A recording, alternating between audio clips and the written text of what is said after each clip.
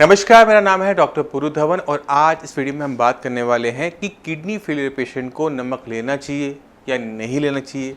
लेना चाहिए तो कौन सा लेना चाहिए और कितनी मात्रा में लेना चाहिए, क्योंकि ये एक ऐसा सवाल है जो हमें रोज़ ओपीडी में देखना पड़ता है। पेशेंट आता है, पूछता है कि मैं कौन सा नमक खाऊं, मैं सेंधा नमक खा रहा हूं, मैं ये वाला नमक खा रहा हूं। तो इसको आज हम यहाँ पर डिस्कस करने वाले हैं।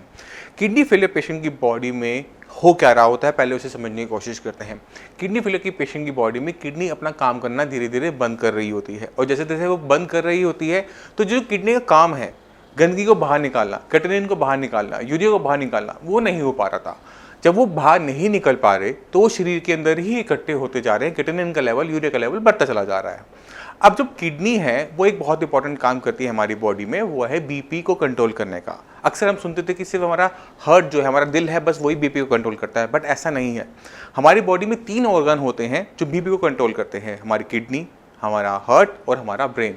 ये 3 मेजर ऑर्गन हैं जो हमारी बीपी को कंट्रोल कर रहे होते हैं। तो हम ब्रेन के बारे में इस वीडियो में बात नहीं करेंगे, मगर अगर आपकी किडनी खराब हो रही है तो पूरी संभावना ये होती है कि आपका बीपी या तो बढ़ चुका है या फिर बढ़ने वाला है।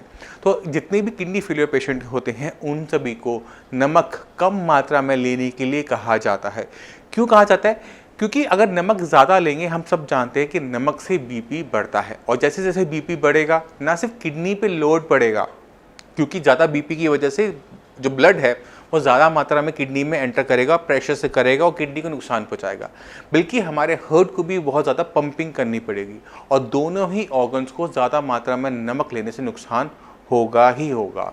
तो जितने भी चिप्स खाते हो, अचार खाते हो, चटनियाँ खाते हो, इसी वजह से आप सभी की बंद करवाई जाती है, क्योंकि जितनी ज़्यादा मात्रा में आप इन चीज़ों में नमक खाते हो शायद खाने में नहीं खाते। तो खाने में अपनी नमक की मात्रा को कम रखो, मिर्च मसालों को कम से कम रखो, इतना लो कि आपको टेस्ट आए बट आपको जले नहीं अंदर। नमक किसी भी खाने को टेस्टी बना देता है, मगर उस टेस्ट के चक्कर में अपनी हेल्थ गंवाने की बिल्कुल भी ज़रूरत नहीं होती। अब बाज़ार में 2 टाइप का नमक आता है, एक आता है सेंधा नमक और एक वो आता है जो हम आयोडाइज्ड नमक लेते हैं। दोनों में फ़र्क क्या है, इसको भी समझने की कोशिश करते हैं। जो आयोडाइज्ड नमक होता है वो pure form of sodium chloride होता है। उसमें सोडियम की मात्रा बहुत ज़्यादा होती है, 100% के आसपास होती है, और बहुत कम मात्रा में उसमें आयोडीन मिक्स किया जाता है कि उससे हमें थायराइड, गले की जो थायराइड ग्लैंड होते हैं उसकी किसी टाइप की दिक्कत ना हो। मगर जो हम मार्केट में सेंधा नमक देखते हैं, तो सेंधा नमक कैसे बनता है? वो तो केमिकली बना फैक्ट्रियों के अंदर। ये कहाँ से बना? ये जो सेंधा नमक होता है, ये पहाड़ों पे जब कहीं पानी इकट्ठा हो जाता है, सूखता है, तो नीचे एक वाइट लेयर छोड़ जाता है। घर में भी आप पानी उबालते होंगे तो जिस बर्तन में पानी उबालते हैं उसमें आपको एक वाइट कलर की लाइन देखने को मिलती है, वो नमक ही होता है। मगर अगर यही प्रोसेस नेचुरल तरीके से पहाड़ों पे कहीं हो रहा होता है तो वहाँ पर पानी, नमक बहुत सारा इकट्ठा हो जाता है। उस नमक को जब लेकर आया जाता है तो उसे सेंधा नमक कहा जाता है। और ये सेंधा नमक अक्सर पहाड़ों पे मिलता है। जैसे हम सेंधा नमक को लाहौरी नमक भी कहते हैं, क्योंकि पाकिस्तान से ज़्यादा इंपोर्ट किया जाता है। ये इंडिया में भी मिलता है, बट पाकिस्तान में इसका मेजर सोर्स ऑफ सप्लाई होता है। तो ये जो नमक होता है ये नेचुरली अकरिंग होता है, अपने आप बन रहा है, तो इसमें कंट्रोल नहीं होता किसी का भी कि इसमें कितनी मात्रा में सोडियम होगा, कितनी मात्रा में पोटेशियम होगा। तो इसमें अनकंट्रोल वे में मिलता है हमें सोडियम एंड पोटेशियम। अब जो सोडियम है वो बीपी को बढ़ाता है और पोटेशियम बीपी को डाउन करता है। क्योंकि इसमें सोडियम और पोटेशियम दोनों मिक्स होते हैं, इसी वजह से ये दूसरे नमक की तरह, जो नॉर्मल सॉल्ट की तरह, बीपी को इंक्रीज नहीं करता। अगर वो बीपी को इंक्रीज नहीं करता, इसका मतलब ये नहीं है कि वो आपके लिए खतरनाक नहीं है। अगर ज़्यादा मात्रा में हम सेंधा नमक का कंजम्पशन करते हैं और अपनी रिपोर्टों में देखते हैं कि पोटेशियम की मात्रा ज़्यादा आ रही है, तो वो पोटेशियम हो सकता है कि वो उस सॉल्ट की वजह से, उस सेंधा नमक की वजह से आ रहा है कि जो हम ले रहे हैं। और क्योंकि वो उसमें किसी ने टेस्ट तो किया नहीं लैब का, तो उसमें कितना पोटेशियम है, कितना सोडियम है, इसका जो कंट्रोल करना होता है वो मुश्किल होता है। तो जितने भी पेशेंट होते हैं किडनी फेलियर की, मैं उनको सजेस्ट करता हूँ कि अगर आप सेंधा नमक लेते हैं, कोई हर्ज नहीं है, कोई नुकसान नहीं होता है, इसे कम मात्रा में लें और अपनी रिपोर्टों के अंदर पोटेशियम की मात्रा पे नज़र रखें। अगर उस पर नज़र रखेंगे, अगर आपको दिख रहा है कि वो कंट्रोल से बाहर जा रहा है, तो आपको अपने सेंधा नमक को बदल के नॉर्मल सॉल्ट पे, प्लेन सोडियम क्लोराइड वाले सॉल्ट पर आना चाहिए। और अगर आपको लगता है कि बीपी आपका बहुत ज़्यादा है तो आप सोडियम क्लोराइड से सेंधा नमक पर आ सकते हैं। तो ये शिफ्टिंग चलती रहती है, कभी ये तो कभी ये, कभी ये तो कभी ये। तो उससे क्या होता है कि आपका बीपी भी काफ़ी हद तक मैनेज रहता है और पोटेशियम की मात्रा भी काफ़ी हद तक मैनेज रहती है। तो इसका यूज़ सारे के सारे पेशेंट्स को आना चाहिए। दूसरी इंपॉर्टेंट चीज़ होती है कि हमें इसे कितनी मात्रा में लेना है। तो जितना भी नमक है उनका टेस्ट एक जैसा होता है। तो हमने क्या करना होता है, चुटकी भर नमक लेना होता है। जैसे आपने खाना बनाया तो आप एक टाइम के खाने के अंदर एक चुटकी नमक लेंगे, तो उससे क्या होगा कि आपकी बॉडी में नमक की मात्रा कम जाएगी, और नमक की मात्रा कम जाने पे आपको बीपी को मैनेज करने में बहुत ज़्यादा आसानी देखने को मिलेगी कि बिना मेडिसिन के या कम मेडिसिन से भी आपका बीपी कंट्रोल हो रहा है। जिन पेशेंट के अंदर मेडिसिन लेने के बावजूद भी बीपी बढ़ा रहता है, उनके लिए एक अच्छा अल्टरनेट होता है कि बिना मेडिसिन को बढ़ाए और बीपी को कंट्रोल करने का। तो ये आपको बहुत अच्छे तरीके से आना चाहिए। इसका मतलब ये नहीं होता कि खाना आपने फीका लेना है।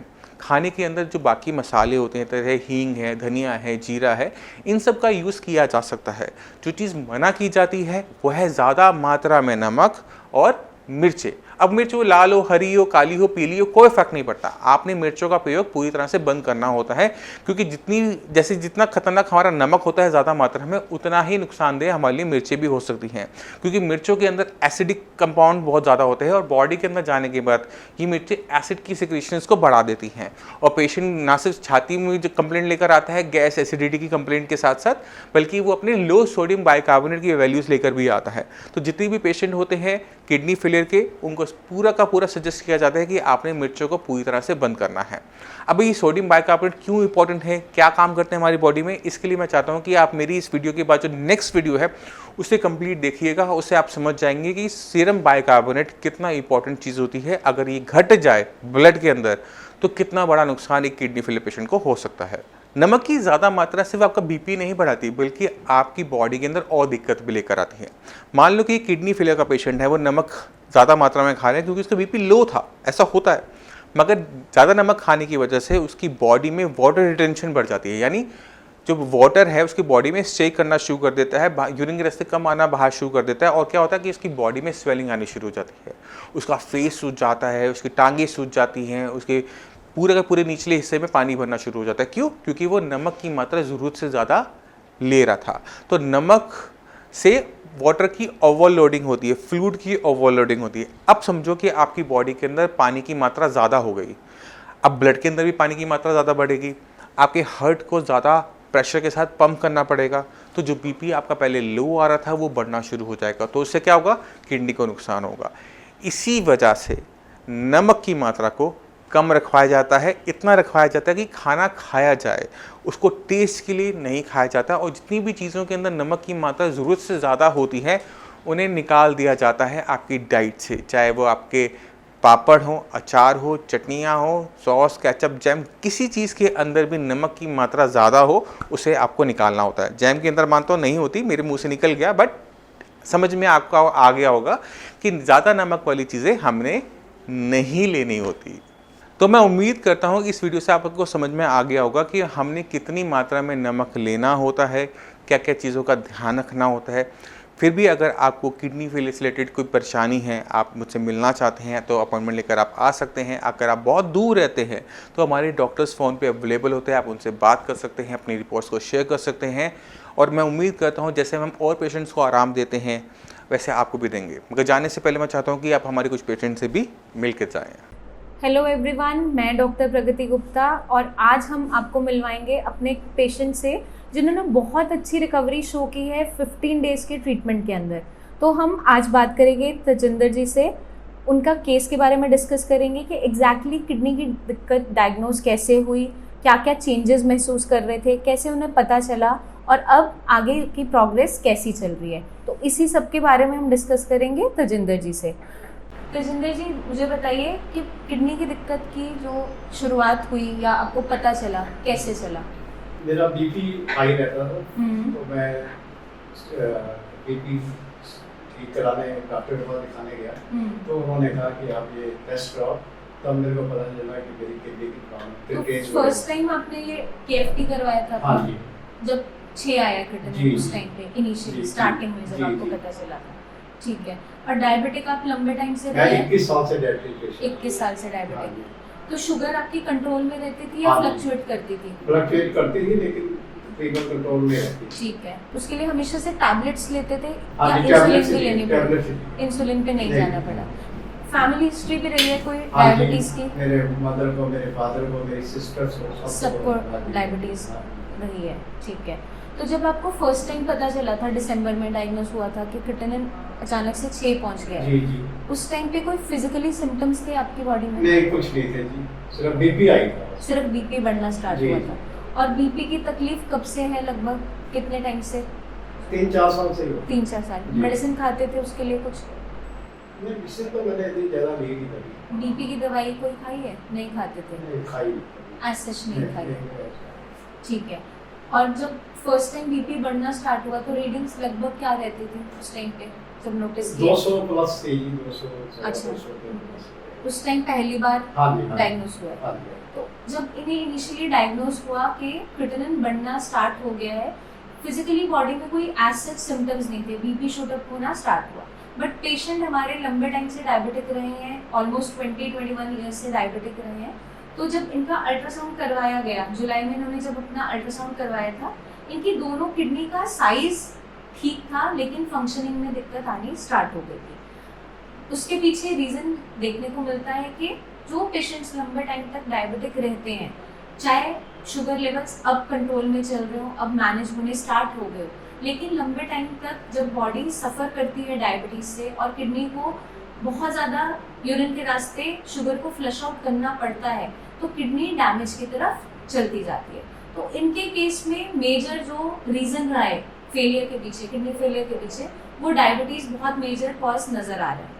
बीपी कुछ सालों में इनका बढ़ना स्टार्ट हुआ है, उसने साथ में एडिशनल एक ऐसा रीज़न जोड़ दिया है जो किडनी फेलियर की प्रोग्रेशन को बहुत स्पीड अप कर देता है। तो अब जब हमने ये 15 डेज ट्रीटमेंट दिया है, उस दौरान इन्होंने अपनी बीपी शुगर की चार्टिंग रेगुलर रखी है, उसमें बीपी शुगर की वैल्यूज़ काफ़ी हद तक बेटर होती गई हैं। और अब जब चीज़ें कंट्रोल में चल रही है तो ऑटोमेटिकली आप देखेंगे इनकी रिपोर्ट्स में वो रिजल्ट्स विजिबल हैं। तो हमें जब भी ट्रीटमेंट करना है, इलाज करना है, हमेशा रीज़न का करना है, ना कि क्रिटिनिन का। पेशेंट की बॉडी की स्ट्रेंथ देखते हुए डाइट रखी जाती है पेशेंट की। इनिशियली 15 डेज के लिए इन्हें हमने प्रोटीन फ्री डाइट पे रखा था, क्योंकि एज सच पेशेंट कोई ज़्यादा सिम्टम्स वीकनेस के कंप्लेन नहीं कर रहा था। अगर वहीं ये पेशेंट वीकनेस की कंप्लेन कर रहे होते तो लाइट प्रोटीन इनिशियली हमें डाइट में रखना पड़ता है। वो पेशेंट टू पेशेंट वेरी करता है कि कंडीशन कैसी है। तो अब जैसे आपकी कंडीशन है, जो हमारी क्रिटिनिन वैल्यूज 5.49 थी, यूरिया 103 था 12 ऑफ अगस्त जब हमने ट्रीटमेंट स्टार्ट किया। आफ्टर 15 डेज जब अब हमने टेस्ट करवाया, उसमें आपका क्रिटिनिन 3.10 और यूरिया 65 आ गया। तो रिकवरी हमारी अच्छी चल रही है। प्रोटीन भी 2+ से 1+ हो गया। अगर प्रोटीन 2+ से 1+ आया है तो ये इंडिकेट करता है कि आपकी किडनी अब रिकवरी की तरफ जा रही है। इसी प्रोटीन को हमें बिल्कुल मिल करना है। एक बार वो चीज़ हम अचीव करते हैं तो किडनी हमारी एक स्टेबल पोजीशन में आ जाएगी। उसके लिए हमने थोड़ा सा ध्यान रखना है, जो हमारे एंड पे लापरवाही हो रही है, हमारे बाइकार्बोनेट फॉल कर रहे हैं, 19 आ रहा है ना, नॉर्मल वैल्यू 22 से 29। तो उसके लिए हम चाय जो ले रहे हैं एक कप भी, वो इस 15 दिन के लिए बिल्कुल बंद कर रहे हैं। ठीक है। दूध ले सकते हो, दालें ले सकते हो, लाइट प्रोटीन अब मैं स्टार्ट करवा रही हूँ, क्योंकि अब हम एक थोड़ा सा कंपैरेटिव सेफर जोन में आ गए। ठीक है। तो अगर हम इन गाइडलाइंस को आगे भी फॉलो करते हैं तो हमारी किडनी बची रहती है आगे के लिए। ठीक है। उसी को हम मैनेज करते हुए सारा इनका ट्रीटमेंट कर रहे हैं। लाइट प्रोटीन डाइट स्टार्ट कर रहे हैं। यूरिन में प्रोटीन अब 1+ हो गया है, इसको हमें बिल्कुल निल तक लाना है, ताकि किडनी पे जो ऑनगोइंग डैमेज है, चाहे बीपी है, चाहे शुगर की वजह से है, वो कम्प्लीटली रुक जाए और किडनी एक स्टेबल पोजीशन में आ जाए। इनिशियली अगर हम ट्रीटमेंट स्टार्ट कर देते हैं किसी भी बीमारी का, जैसे ही डायग्नोज होता है, कंडीशन स्टेबल बनी रहती है, तो उस टाइम पे पेशेंट की बॉडी बहुत अच्छी रिकवरी दिखाती है, अगर पेशेंट अपनी दी हुई गाइडलाइंस को अच्छे से फॉलो करता है। तो तजिंदर जी ने ऑलमोस्ट 15 डेज के अंदर डाइट अच्छे से फॉलो की है, कोई दिक्कत नहीं आई, चाय के अलावा कोई मरीज में गड़बड़ नहीं की है। ठीक है। तो अब इस 15 दिन के लिए हम चाय को भी बंद कर रहे हैं, ताकि किडनी को एक ऐसा एनवायरनमेंट मिल जाए कि हमारी बॉडी के अंदर एसिडोसिस बिल्कुल रुक जाए। अगर आपका सीरम बाइकार्बोनेट वैल्यूज फॉल करती है तो उस कंडीशन में पेशेंट की बॉडी जाती है मेटाबॉलिक एसिडोसिस की तरफ, और एसिडोसिस जब भी होगा, बॉडी के अंदर एसिड बढ़ेगा, किडनी को कभी भी रिपेयर नहीं करवाने देगा। यही बेसिक रीजन होता है चाय बंद करने के पीछे, क्योंकि चाय पत्ती जो है वो कम्प्लीटली एसिडिक फूड में काउंट करते हैं। इसीलिए आपके लिए दूध गड़बड़ नहीं इतनी देगा जितनी चाय पत्ती देगी। तो हम मिल्क अलाउ कर रहे हैं, 50 to 100 ml ऑफ मिल्क ले सकते हो आप डेली अपनी डाइट में। दालें अलाउ कर रहे हैं, मूंग मसूर मोट की दाल, हल्की जो दालें हैं एक एक छोटी कटोरी स्टार्ट कर रहे हैं, ताकि पेशेंट की बॉडी में आगे कोई वीकनेस ना बने। ठीक है, लंबा टाइम हम बिना प्रोटीन के नहीं रह सकते क्योंकि बॉडी को रिक्वायरमेंट है। तो अब हम लाइट प्रोटीन पे आगे रखेंगे, 15 डेज बाद टेस्ट दोबारा करवाएंगे और उम्मीद यही करते हैं कि जो स्पीड ऑफ रिकवरी इनिशियली आपकी बॉडी ने दिखाई है वो कंटिन्यू चलती रहे। तो उससे ये है कि हम एक सेफ जोन में, एक टेंशन फ्री होके रहेंगे कि किडनी अब सेफ हो गई है। ठीक है, अगर हम इन चीज़ों को फॉलो करते हैं तो किडनी फेलियर के पेशेंट्स के अंदर बहुत ही ट्रेमेंडस रिकवरी जस्ट 15 डेज के अंदर भी देखने को मिल जाती है, जैसा हमने तेजिंदर जी के केस में सामने देखा। ठीक है, तेजिंदर जी आप कुछ हमारे पेशेंट्स के लिए, किडनी फेलियर के जितने भी पेशेंट्स हैं उनके लिए कुछ भी कहना चाहेंगे? आपका कोई मैसेज उनके लिए? मैं तो यही कहूँगा कि मैंने 15 दिन पहले जब संजीवनी में आया था तो मेरा क्रिएटिनिन लेवल 6 पॉइंट के आसपास था, लेकिन 15 दिन दवाई खाने के बाद और परहेज करने के बाद अब मेरा 3.1 आया है। तो मैं तो होप करता हूँ कि इनकी दवाई अच्छी लगेगी और मैं अपना आगे फॉलो करता हूँ। इसीलिए हमें कभी भी जब इलाज करना है, जब आप फर्स्ट मीटिंग में आए थे, क्रिएटिनिन का इलाज कभी नहीं करना है, उसके पीछे छुपे हुए रीजंस पे वर्कआउट करना है जिस वजह से आपकी किडनी खराब हो रही है। आपके केस में डायबिटीज एक बहुत बड़ा कॉज है, अभी भी हमारी शुगर कभी कभी फ्लक्चुएट कर जाती है, उसको मैनेज करते हुए रखना है। और over the period of time आपकी धीरे धीरे हम जो शुगर की मेडिसिन आप खा रहे हो उसको भी हम कम करते जाएंगे डोजेस को, क्योंकि अब हमारा HbA1c ऑलमोस्ट 5.8 के आसपास आ गया है। अगर यही स्टेबिलिटी हम आगे भी कंटिन्यू करते रहते हैं तो किडनी बहुत अच्छे से रिकवरी की तरफ चलती जाती है। ठीक है, तो अभी नेक्स्ट 15 डेज के अंदर हमें बीपी शुगर की चार्टिंग मेंटेन करनी है। डाइट में light protein diet add on कर रहे हैं, चिकन अभी नहीं मिलेगा। ठीक है, वो आगे अगर हमें लगता है रिकवरी की तरफ जा रहे हैं तो अकॉर्डिंगली देखेंगे। ठीक है, क्योंकि नॉन वेजिटेरियन डाइट अलाउ नहीं कर सकते क्योंकि प्रोटीन कंटेंट बहुत ज़्यादा जाता है। तो अब हम ये वेजिटेरियन फूड पे, लाइट प्रोटीन दालें हैं, दूध है, उसी पे फोकस रखेंगे। ठीक है।